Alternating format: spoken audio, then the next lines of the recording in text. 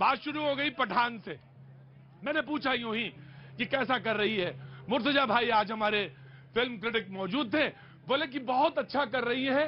और श्रीनगर में तो श्रीनगर का उन्होंने खास तौर से जिक्र किया कि वहां बहुत अच्छा कर रही है, इसलिए मैं उसको कह रहा हूं वहां हाउसफुल जा रही है। 370 और 35 का पहली बार मजा हमको वहां पे मिला। फिल्म को कम से कम लोग गए थिएटर में। और हाँ जी, तो थैंक यू मोदी जी तो कहना ही चाहिए, अमित शाह जी को भी थैंक यू कहना चाहिए। हाँ मुर्तजा भाई को तो कोई दिक्कत नहीं है, फिल्म के आदमी है। देखिए, मैं सिर्फ इतना कहना चाहता हूं कि मोदी जी जो हैं भारत को विश्व गुरु बना रहे हैं, प्रेसिडेंसी का ईयर है, और मोदी जी ने एक सिंपल सी बात करी कि भटको मत मुद्दों से, बॉलीवुड को बॉलीवुड के साथ छोड़ दो। हमारे बीजेपी के जितने भी भाई हैं दिन रात सुबह शाम मोदी जी करते हैं, लेकिन जब मोदी जी एक सिंपल सी सलाह देते हैं कि बॉलीवुड को बॉलीवुड के हाथ पे छोड़ दो और मुद्दों पे काम करो, तब इनको मोदी जी की बात समझ नहीं आती। क्या ये दोगलापन है कि नहीं है दोगलापन? आप मोदी जी की बात मान लीजिए, बॉलीवुड को बॉलीवुड पे छोड़ दीजिए, और जो मोदी जी कह रहे हैं प्रेसिडेंसी पे फोकस करिए, G20 पे फोकस कीजिए, भारत को विश्व गुरु बनाने की पथ पे आगे बढ़ते हैं। पठान को पठान के हाल छोड़ दीजिए। और मैं थैंक यू मोदी जी भी कहूंगा, थैंक यू अमित शाह भी कहूंगा, थैंक यू अजीत डोभाल जी भी कहूंगा। ये एक बहुत बड़ा चमत्कार हुआ है। 32 साल में पहली बार वैली में भारतीय सिनेमा हाउसफुल जा रहा है। जितनी भी तारीफ की जाए मोदी जी की और मोदी जी की पूरी टीम की, उतनी कम है।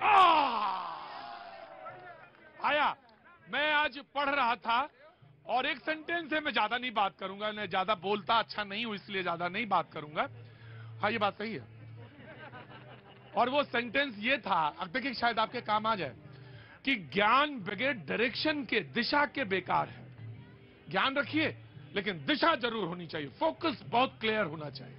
आपके पास ज्ञान है, जैसे किसी ने बोला सनातन धर्म बोल रहा था, मैंने कहा अच्छी बात है, सनातन पे बात करिए, धर्म पे बात करिए, लेकिन आपकी दिशा बहुत तय होनी चाहिए। दिशा नहीं है आपके पास तो आपका ज्ञान जो है वो व्यर्थ है, या तो कहीं दूसरी तरफ चला जाएगा।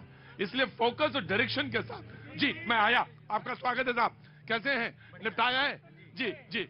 देखिए, आप फोकस की बात कर रहे थे, राहुल गांधी जी का फोकस जो है वो एकदम चौकस है, 2024 के लिए बिल्कुल चौकस है। जिस तरीके से श्रीनगर के अंदर यात्रा एंटर हो रही है, भारतीय जनता पार्टी को पेट में दर्द होना चालू हो गया, क्योंकि कश्मीरी पंडितों का जिस तरीके से समर्थन कांग्रेस पार्टी को राहुल गांधी जी के साथ मिल रहा है, उसको देखकर हैरान है। क्योंकि कश्मीरी पंडितों के नाम पे इन्होंने राजनीतिक रोटियां तो सेकी, और हमारी एक कहावत कही जाती है कि तवे का सुराग हो गए हैं।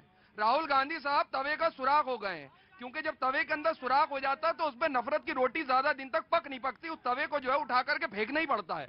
तो आने वाले वक्त के अंदर जो है, जो नफरत का तवा है उसको उठा करके राहुल गांधी जी और देश की जनता बाहर फेंक देगी। मैं अवकाश, मैं आ रहा हूं। जब विप्लव आप ही बोलेंगे, मैं बिल्कुल वक्त दूंगा, सबको दूंगा, डॉक्टर विशाल को भी दूंगा, बहुत गंभीर आदमी है। मैं आपसे एक बात पूछ रहा था ना, अमूमन मैं अपने पैनलिस्ट से पूछता नहीं हूं, बाकी 2 बाकी हैं, बाकी 4 भी बाकी कर दूंगा मैं। चुपचाप खड़े रहना, चुपचाप, pin drop silence. And what I mean, मैं पूछता नहीं हूं पैनलिस्ट से कभी, लेकिन मैं आपसे पूछ रहा हूं, आप रहने वाले कहां के हैं जवाद भाई? मैं वैसे तो मेरा ताल्लुक शाहजहांपुर एक डिस्ट्रिक्ट है। हाँ, सीतापुर के बगल में, उसके बरेली के बीच में। जी, आपके दिल के बगल में। हाँ, दिल के बगल में। तो मैंने ये जो आपने तावा और सुराख वाला जो एग्जाम्पल दिया, तो मैं जानना चाह रहा था, आप जहां से आता है आदमी, वहां की कुछ बनावट लेके साथ आता है। अगर आप समस्तीपुर के हैं तो समस्तीपुर से जब यहां आएंगे बोलेंगे तो कुछ अपनी बुनावट, अपनी चीज लेके आएंगे। कोई थ्रेड जरूर होगा जिस थ्रेड को मैं पकड़ूंगा या पकड़ने की कोशिश करूंगा। कहां से हैं आप कहां से? एमपी से हूं सर। एमपी में कहां से? मुरैना से। मुरैना से। तो गजक वजक लाए कि नहीं लाए? नहीं सर, गजक नहीं। अरे कोई बात नहीं, तुम हमारे पास आए हो, मुझे मिठास तुम्हारी मिल गई। क्या कुछ कहना चाहते हो बेटा? अवध ओझा सर से मिलना है सर। है ओझा सर से मिलना है। ओझा? हाँ। ओझा कौन? अवध ओझा। अवध ओझा कौन? जी तैयारी कराते हैं ना। नहीं IAS की तैयारी कराते हैं। भाई मैं नहीं जानता था। मैंने रुको, मैं ऐसा नहीं कि दुनिया की हर चीज जानता हूं। बहुत लोकप्रिय व्यक्ति हैं, मुझे पता है। अब मैं अगर तुम्हें मिल जाए और तुम मिलो उनसे तो मैं भी मिलना चाहता हूँ उनसे। अगर आपको पता हो तो। नहीं, मैं पता करके बाद में बता दूंगा। इतना कोई थोड़ी, मेरी रिसर्च टीम है भाई, ये जरा पता करो और पता करके मुझे बताओ कि इनकी हेल्प करूं मैं। तुरंत मैं फोन नंबर कहीं से अरेंज करता हूं, ये तो हो जाएगा।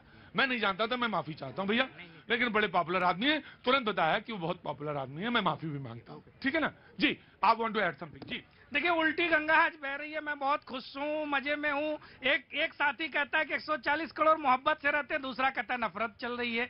तो इतना जो कंट्रास्ट है कश्मीर के सिचुएशन को लेकर के और बाकी चीजों को लेकर के। उमर अब्दुल्ला ने आज बोला है, उमर अब्दुल्ला ने बोला है कि बीजेपी को दिक्कत है और सारे लोग एक हो जाएं, अगर हम सारे लोग एक हो जाएं तो मामला बन सकता है।